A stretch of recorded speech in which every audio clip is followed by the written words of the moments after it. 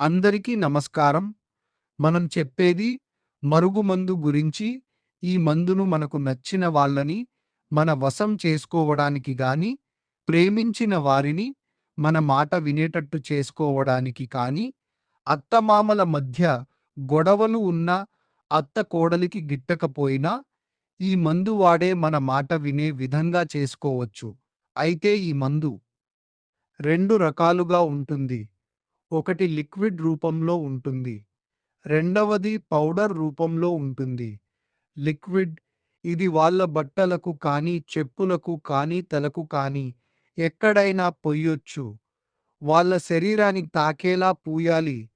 రెండవది పౌడరు అంటే వాళ్ళు తినే దానిలో కలిపే మందు చికెన్‌లో గానీ, మటన్‌లో గానీ, బిర్యానీలో గానీ, జ్యూస్‌లో గానీ, కూల్ డ్రింక్స్‌లో గానీ దేనిలో అయినా కలపవచ్చు. ఈ మందు చెప్పింది చెప్పినట్టుగా పెట్టేస్తే మనకు నచ్చిన వారు ఆధీనంలో ఉంటారు.